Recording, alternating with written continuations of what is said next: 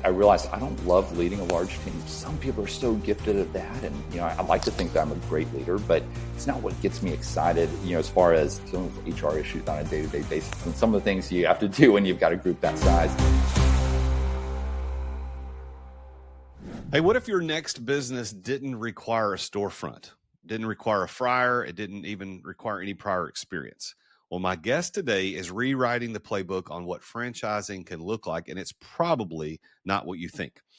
Welcome back to The Root of All Success. I am the real Jason Duncan, and this episode is number 315. It's hard to believe that I've been doing this that long. It's a lot of fun, and the guest today is going to be a really good one. His name is Jon Ostenson. He's the founder and CEO of FranBridge Consulting. It's a top 1% franchise consultant.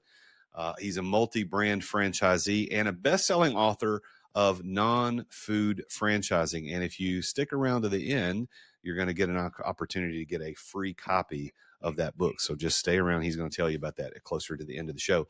He's built one of the fastest growing advisory firms in the franchise world, helping people break into business ownership without quitting their day jobs and without slinging burgers. So if you've ever thought about business ownership but assumed that food was your only franchising path, think again. Jon's going to be here today in this show to explain why non-food franchising is exploding and how to get in intelligently. So, Jon, welcome to the show. Hey, Jason, excited to be here. So you've helped thousands of clients enter non-food franchising. So what's the biggest misconception that people have when they hear the word franchise? Yeah, I think their minds go to fast food, right? It's all those chains that you typically think of, but there's a whole world of franchising that exists outside of food, and we've got nothing against the food guys. We need them, we support them, but my humble belief is there are easier ways to make money in these other industries that oftentimes require less capital investment, less operating hours, maybe fewer employees, and oftentimes they carry higher margins. And, they're less susceptible to consumer whims. They're more understandable, need-based cash flowing businesses. Yeah. Well, I know that when I think about franchising, that's typically what I think about is Subways or McDonald's or any of those fast foods. So I think franchising is much bigger. I've got a client that is part of my mastermind right now, and he's in the construction industry, and he was just yesterday talking on a coaching call about maybe potentially looking into franchising in the construction world. He said, there are opportunities. I know there's ServPro that does things like that is a franchise model. They're actually based right here in my area where I live. But you made a leap from a 15-year corporate career to franchising leadership at Shelf Genie. So what sparked that pivot, and how did you know that it was the right time to do that? Yeah, no, very thankful for the corporate career that I had. And, I know many of your listeners are in the same boat, but, when I got into my mid 30s, I said, I really want to do something more entrepreneurial. It really started bugging me but I didn't know what that was, and really did not have franchising on my radar at the time. And, was very blessed to kind of stumble into franchising, had the opportunity to step in as president of Shelf Genie franchise system, which is custom pull-out shelving for your kitchens and pantries. And stepped in and got to lead all of our franchisees across North America, all the home office teams that supported them. And that was really that pivotal experience for me where the light bulb went off. And I said, this franchise model is really neat. You can see so many different backgrounds getting involved with a shared system, shared support, and become newly minted business owners. So long story short, I partnered with the founder of Shelf Genie. We eventually spun off. We invested in franchises ourselves on the franchisee side. So I've been on both sides of the table, and continue to have a portfolio of different franchise brands that I'm invested in. But I've got good people that run those now, and allows me to spend most of my time helping others do the same. Well, as a multi-brand franchisee yourself, what have you learned by actually being in the trenches that most franchise consultants just simply can't relate to? Yeah, I think so much of business. I mean, franchising is business. I mean, it comes down to the people, right? You've got to have a good franchisor on the sideline, a strong team there, but you also have to have a good operator in place that day to day. I mean, and I tell my clients this all the time. I won't sugarcoat it. It takes work, and if business ownership was easy, everyone would be a business owner. But it does take some extra work. But there are also the ability to achieve outside returns, and of course, with franchising, it just opens up the playbook from a tax standpoint. There's so many different tax strategies that you can employ, and you're building an asset that one day you can sell. But you're also building cash flows along the way. So I'd say being in the trenches, understanding, you're going to have a whole new set of challenges. There are things you have to solve that you haven't before. But what I've seen is having a good franchisor on the sideline, and they're not all created equal. I mean, that's just like any industry. You've got strong players that support you, and you've got ones that aren't as good. That's where we come in to help our clients. But if you have a strong franchisor and their support team, and you've got a group of other franchisees all across the country that are living the same thing day in, day out, it's that, you mentioned the mastermind. It's that idea of being able to exchange best practices and learnings to help shortcut that path to success.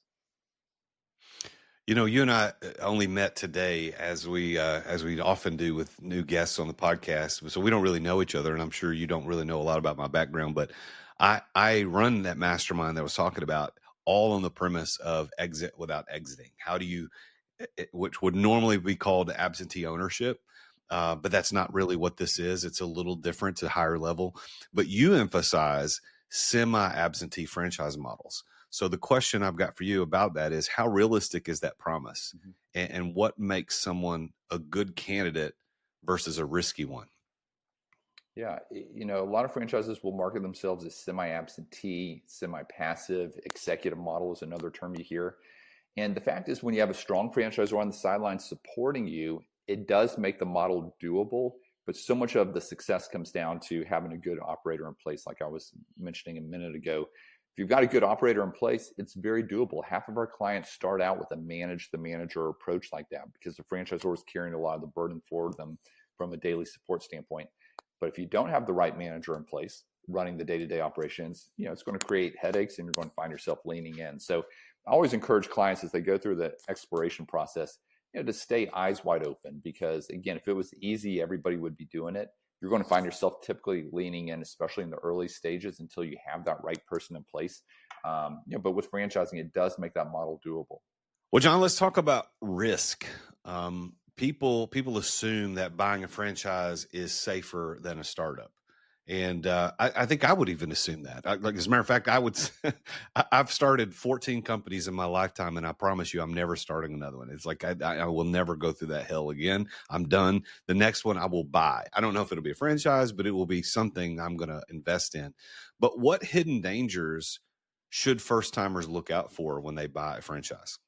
Yeah, like any industry, again, you've got strong players that provide great support, and you've got others that wouldn't be good partners to get in bed with. And I think that end of the day, some of the things that we look for are, it starts with the people, having a good leadership team that has rich experience not only in the industry but also in the franchise world, that knows how to support successful franchisees.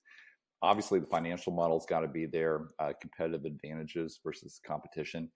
And then, what are current owners in the system saying about their experience? And so we've designed a process where our clients get to have these conversations. They get to go in eyes wide open. They get more information than oftentimes they can ever want prior to pulling the trigger. So again, nothing's ever a sure thing, but when you look at the actual results of franchising versus startups, there's really no comparison, just because you're able to go in eyes wide open. And again, you've got that shared support system. So you wrote the book Non-Food Franchising, and you did that, I think, as I see, is to change minds. So what's the story or the stat from that book that tends to surprise readers the most? Yeah, I would say, from a financial return standpoint, I think it's eye-opening to people when oftentimes they're thinking about their investment portfolio. Now, I personally invest in a number of different asset classes, very involved in real estate directly and indirectly, as well as other asset classes.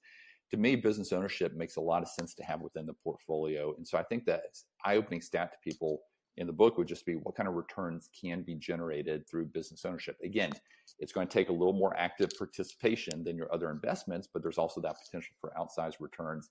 And in the book, I talk about some of the tax advantages as well that go alongside that. So again, half of those that we work with are looking to jump in and run the business themselves day one. Maybe they're looking to leave a corporate job. The other half are putting a manager in place day one. And, again, you've got to cover their salary, but over time you can really ramp that business up and get the tax advantages in addition to the cash flows. So you've mentioned tax advantages a couple of times. So I'm gonna dig under there a little bit. Give me a highlight of what that means. Yeah, it just opens up the playbook. I mean, the government incentivizes business owners and real estate investors because they want to, those activities to take place. Business owners are creating jobs. And so the tax code is written in favor of them instead of the W-2. So there are little things. Even, I pay my kids in my business. They can make $14,000 each year without having to be taxed on that. From there, I will, there's a number of things that they do, and they're young, but there's a list of things that the IRS ever asked me that I can point to. And from there, I can put 7,000 of that, each of their salaries, into a Roth IRA. You couldn't do that as a W-2, right? And so I get a deduction, they get earned income. That's been growing for several years now, continuing to do that. So that's just one small example. I mean, there's certainly things you can do, like a defined benefit plan, where you can, put a lot more than you typically are limited to in a 401k. So again, I'm not offering tax advice. I'm not a tax professional, but that's just a tip of the spear of some of the things that you're able to do working with your CPA. So you've helped people invest in everything from waste removal to pet grooming. So what trends are you seeing right now in the non-food franchise sector that listeners should be paying attention to? I joke that non-trendy is the new trendy. I mean, people, and oftentimes they want non-sexy. They want understandable cash flowing businesses that aren't going out of style. Everything from, you mentioned construction earlier, home and property services, so many different niches within that, from dumpsters to insulation to flooring to cabinets to pool cleaning. Again, things that people are going to be spending on. A lot of private equity getting involved there, a lot of smart money flowing in. Industries like health and wellness, categories like kids, pets, seniors. I'd say the general theme, again, is what are people going to spend on regardless of the economy? And that's where we see the money flowing. Well, I'm gonna put you on the spot a little bit, John, because as an entrepreneur myself, I'm interested in investing in things. I don't want a job. I'm not interested in that. It would definitely be absentee, manager managed, whatever, how you want to say it. So what are the top ones out there? Like, come on, give us a juicy one. What's popular right now that people are buying into and it's working? Yeah, I'd say the most popular one this past year was in men's health, testosterone replacement therapy as an example. And, it's such a fragmented space and it's becoming much more mainstream, but you don't have a big player out there. So business called Game Day Men's Health, really took the country by storm, sold out in about 9 to 12 months. And we had multiple clients get involved that have done very well with that and opening multiple locations. And it's been fun to kind of track with them. I'm personally invested in a business, just to give you kind of a contrast to that, the business that has asphalt paving and line striping. So we do parking lots. And so again, something that's not going out of style, you're always going to need that. But that's been a really popular space across the country. In-home senior care, we've had clients do very well there. I was talking with the franchisor CEO of a youth soccer program the other day, and he said, John, out of our 60 franchisees, looking at our top 10, 3 of them were Frambridge clients. Thank you for sending us such great folks. And so, again, that's just a taste of kind of the types of opportunities that you see people getting into. So that's very interesting, especially the parking lot striping. That blows my mind that's actually, I think the testosterone thing even blows my mind more that's a franchise thing, because that is such a medically specific thing. So, but let me dive. I want to go one layer deeper on that. If someone said, hey, I've got $100,000 to invest, and the number really doesn't matter, but I'm just using $100,000 as an example. And I want to buy a franchise that I want to put people in to run day one. Like out of what you see out there, what's a really good either industry or specific franchise? Like that one right now is pretty hot, and you could probably turn that into something pretty quickly. Most people are leveraging using SBA loans. And so I'd say when you look at the all-in investment, franchise fees, startup cost, and several months of working capital, all built in, so your all-in investment, oftentimes you're in the, I'd say 200,000, 300,000 ballpark. That's very common. Some people are using all cash. Most are using an SBA loan and leveraging. Obviously, banks prefer lending to franchises, right, than startups. So, so if someone were to put in 100,000, they could probably leverage, and buy something up to 400,000. So, again, it really opens up the playbook. I'd say we work with over 600 different franchise companies that are looking to expand, that still have good markets to expand into. They could probably get involved in about 75% of those with a $100,000 investment via leveraging an SBA loan. There's also ways, Jason, they can take an old 401k or IRA from a previous employer and roll that over through what's called the ROBS program, ROBS, and purchase the business with their retirement plan You have to set up as a C corporation. You pay yourself a salary. There's a few stipulations around it, but that's another common approach. Yeah, interesting. Well, I may ask you after the show, like for some specifics, because I know you're trying to be politically sensitive because you represent so many. You don't want to put them at the top of the list. I understand that. Well, hey, let's take a quick break and thank our sponsor for today's episode, Constant Closer. If you are a course creator, you've got an email list of any kind that you're emailing people, you're probably leaving a lot of money on the table. And why do I say that? Well, because your audience has learned to ignore generic email blasts. I mean, I look at the open rates for my emails and I can see what they are, even though they're good. Like I see what's happening. Well, Constant Closer is an AI sales agent that sends personalized one-to-one emails to your subscribers and that are designed to convert. Whether it's filled webinar seats that you're trying to get or booked sales calls, this isn't automation. It's artificial sales intelligence. And brands like Live Your Message and Ziggy Media, and they use Constant Closer to drive real results without hiring a sales team. I actually use them in my business as well. And if you're finally ready to monetize that list that you've built, I want you to go to therealjasonduncan.com/constant closer. That's therealjasonduncan.com/constant closer. Go right now. Check it out, sign up, see what it's like, tell them I sent you. Let's get back to the show. So, Jon, you've publicly shared that your consulting services are free to the buyer because you're paid by the franchises. So how do you maintain trust when that model seems to be reverse incentivized? Yeah, great question. You can think of me as a real estate broker, but for franchises. So it's the same model of real estate broker that you work with is going to get paid by the seller on the back end. And, we're very open about that, right? And so if someone goes directly to a franchise or if they go through us to that franchise, they're going to pay the same franchise fee. So it's just a sales and marketing cost for those brands. And it's pretty even across the board. So end of the day, our goal is to provide our clients with as much information as possible, whether it be through the FDD, the franchise disclosure document, getting to talk to other existing franchisees in the system. Obviously the franchisor is going to provide a lot of information, but then I'm sharing a lot of my own experiences as I kind of hold their hand through the process, because end of the day, what gets me out of bed in the morning, that gets me excited, is clients being tremendously successful. They come back, they buy additional locations, they come back, they buy additional brands, they come back and refer their brother-in-law.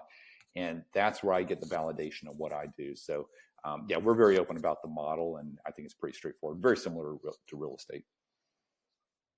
Franchising comes with a lot of contracts. You mentioned the FDD, franchise disclosure document. If people who are listening have never looked at one of those, they can be pretty intimidating because there's a lot of stuff in there because these are federally regulated. And I think it's interesting too when people say, well, I want to franchise my business. And I'm like, do you really? Because there's a lot of stuff you got to do. It costs a lot of money just to set up a franchise. But what are some of the most common blind spots that investors miss when evaluating an FDD? Yeah, and certainly once you get far down the road, I encourage you to have a franchise attorney review the agreement with you. We've got different ones that we can recommend, but they are pretty consistent. I'd say a lot of franchise documents are similar. And like you said, they renew these every year. They're regulated by Federal Trade Commission. So it gives you some confidence going in. I mean, they've got to be audited, cross the T's, dot the I's. But I'd say understanding the why behind a lot of provisions within the FDD is important. So if you read it, it sounds like a one-sided document, right? From the franchisor's perspective. But understanding the why behind a lot of those provisions, oftentimes it's to protect you from other franchisees. So you've made this big investment, you've joined a franchise brand. You don't want other franchisees going rogue and hurting the brand and doing things that are outside the lines. And so a lot of it is protections for you at the end of the day. And it's really interesting within franchise systems. Oftentimes, resales, when you go to exit, you'll never even take it to the open market because another franchisee will buy it. So there's kind of that internal M&A that's very common. And within the FDD, there's some provisions around that, again, to kind of give you that path as well. So this is called The Root of All Success. This is the name of the show. So, Jon, you've been very successful. You got on the panel, the wall behind you, the Inc. 5000 award. Congratulations on that. So what is your one key that has unlocked success for you more than anything else? Yeah, it's to figure out what you're good at and what you enjoy doing. And, again, I spent many years in the corporate world and very grateful for the experience. since then, I did have a company at one point where I had 40 employees, and we built it up with a partner. And I realized I don't love leading a large team. Some people are so gifted at that. And, I like to think that I'm a great leader, but it's not what gets me excited, as far as dealing with HR issues on a day-to-day basis and some of the things you have to do when you've got a group that size. What I love doing is evaluating new business models. And I love working with clients and being out there on the front end of things. So I've intentionally created my firm to be very streamlined and very client focused. Again, doing the things that I love doing on a day-to-day basis. So I'd say, Jason, the success we've had, it's been driven because of the passion that I have for what I do daily and helping our clients. I think it's really neat when you grow up and you realize what you're good at, what you enjoy doing, and also things maybe you don't enjoy doing as much. How do you personally define success? I think about life oftentimes through 5 domains, faith, family / relationships, finances, fitness, and, really across the board there. And then, franchising would be my 5th F, or business, if you will. And so I'm constantly thinking about my time and how I'm contributing to each of those domains on a daily basis. And certainly some of those domains transcend into other ones. But I want to look back one day and know that I left nothing on the table, and I invested in the things that matter, faith, family, in the right order of priority. So, a lot of the things that I do as it pertains to business and around finances, I just got off with the wealth manager right before this. He said, "Gosh, Jon, I can't believe how you think about things." It's all very intentional, forward-looking, with the goal of creating passive revenue streams and setting our family up so that we have the freedom to go to London in 2 weeks, for a couple of weeks, which is we're getting ready to do. Or we just got back from a Nicaragua mission trip a few weeks ago. So I think having the freedom and the flexibility to do what I want to do in order of my priorities, that's how I would define success. Well, based on that definition, do you consider yourself successful? I put a lot of pressure on myself, so I'd probably answer no, because I know what can be. But when I, here in my mid 40s, you start to become a little more reflective. I think that midlife, not crisis, but that midlife evaluation is a real thing. So I've started looking backwards more, and I am very thankful. I think I've been given a lot, and to whom much is given, much is expected, is kind of my belief. So, I feel there has been a degree of success, and, but I want to build on that and not ever rest on my laurels. And I think giving back is one way to, that's what success should entail. All right. Well, I'm going to let you put your coach hat on, or consultant hat, as it were, and tell the listeners, what is your best piece of advice for entrepreneurs? I'm a believer that activity breeds activity. And so I find that some would-be entrepreneurs, they consume a lot of content. They talk about entrepreneurship. They think about business ownership. And it's one day I'll get to that. They feel like they're in the game, but they're not in the game. They're on the sidelines. And so I always encourage people, take a step, really, you only live once, get out there. I mean, in my career, when I look back, oftentimes it was when I was moving towards option A or option B, that option C came out of left field. So I think you've got to put yourself in the game, quit sitting on the sidelines and just evaluating and overthinking things. Because when you're in motion, that's when doors start to open. That's when things start to happen. So in a nutshell, get off the couch and at least start moving in a direction. And that's when other things will find you. All right. We're closing in on the end of the show today. I've got 4 rapid fire questions I'm going to shoot at you real quick. So top of mind, answer these. Let's do it. Are you ready? Let's do it. All right. Favorite franchise brand you don't own yet? Don't own yet. There's a recoat, refinishing. It can be done in one day, recoating a hardwood floor. Incredible margins, small team required, very flexible business. The city you think is most underrated for new franchise ownership? So I live in Atlanta. It is a top 3 market, so I could not go with Atlanta. I think Greenville, South Carolina, up and coming. I love those growth tertiary, secondary markets, if you will. A mistake that you made in your first franchise experience? Trust without verifying. Amen. I think I can say the same thing. All right. And final one, a book that you always recommend to entrepreneurs. God, there's so many of them outside of my own book. The Compound Effect by Darren Hardy is a great one. It's not rocket science, but it's a great reminder that the little things you do on a daily basis have a cumulative effect over time. Wow. You know what? I've had people recommend lots of books before. That one is one I've never heard people recommend. I don't know anything about that book. I'm going to have to look that up. What's it called? The Compound Effect? The Compound Effect. Yep. Darren Hardy, the author, was the head of Success Magazine for many years and has gotten to see a lot, and just really have a lot of respect for the way he thinks about it. Interesting. All right. Well, on that note, let's talk about your book, because I told everybody at the top of the show that they're going to get an opportunity to get a free copy of your book and your book, Non-Food Franchising. So this is the time when you get to tell everybody about your book, how to get in touch with you. So I'll let you take it from here as we close things out. Yeah, first off, come out to our website, franbridgeconsulting.com, F-R-A-N, bridgeconsulting.com. Share your email address. We'll send you links to the book. But the book, Non-Food Franchising, it's about 90 pages. I packed a ton of content in there just around franchising versus startups, franchising versus buying a business. How does franchising work? What are some of the industries, how to think about them, how to think about the financials and the legal side. And I give some case studies. So again, a lot of folks have read it by the time we actually get on the phone. So we'd love to share a downloadable copy, whether it be audio or PDF with you. Certainly, if you'd rather go out and buy it on Amazon, all proceeds go to Hope International, which is a great nonprofit that we support. And we're thankful we've sold thousands of copies and so been able to support that organization. But again, non-food franchising, you can find us at franbridgeconsulting.com. And if you'd like to take a next step, just indicate that when we reach out. And I'm happy to jump on a call with any of your listeners and help them think about next steps and if franchising can be a fit for them.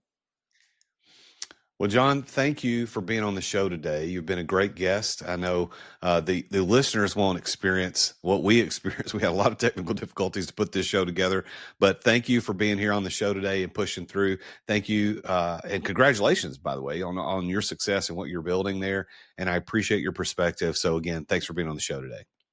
Great. Thank you. All right. Well, you know what time it is. It's time for another edition of JD's Public Service Rants. This is the part of the show where I call out the little things that shouldn't have to be said, but clearly they do. So if you're guilty of this one, I want you to consider yourself officially put on notice. And this one is for you, you social media face holes. I call you face holes. I think everybody knows what I mean by that. Listen, just because you have a keyboard doesn't mean you have to use it.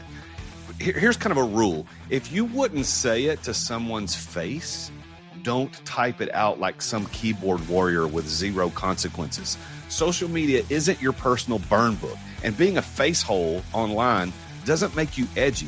It just makes you an ass. So maybe, just maybe, think before you post. We really don't care what you think.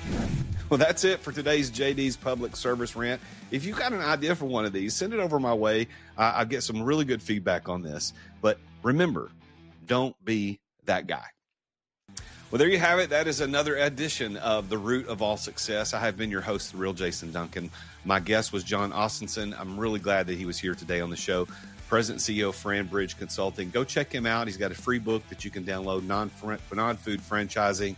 And I do this show, and I get entrepreneurs and athletes and entertainers and leaders and executives who've experienced success come share their perspective. And today, Jon shared a good perspective on that. So thank you for listening. Thank you for tuning in. If you haven't left a review or made a comment on the YouTube video, please do that. That encourages other people to take a look at this show and hear these stories of successful people like Jon. Again, thanks for listening. Make sure you tune in again next week when I talk with yet another very successful entrepreneur or leader or executive or athlete about their story of success. And until then, as always, I am the real Jason Duncan, and Jesus is King. Attention business owners. Attention business owners. Feeling burnout from running your business? Uncertain if you're nearing burnout?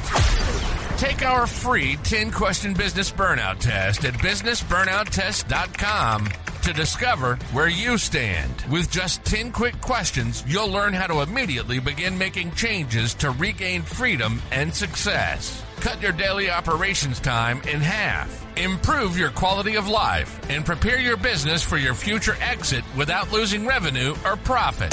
Visit businessburnouttest.com now and take the test.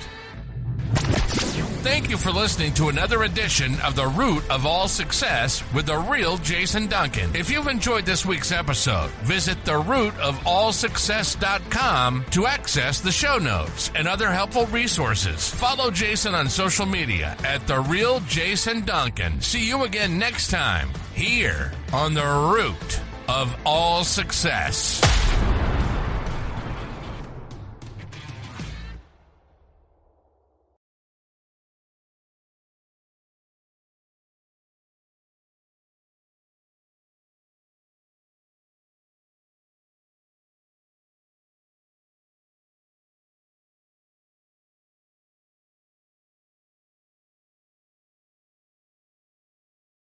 This podcast is a part of the C-Suite Radio Network. For more top business podcasts, visit c-suiteradio.com.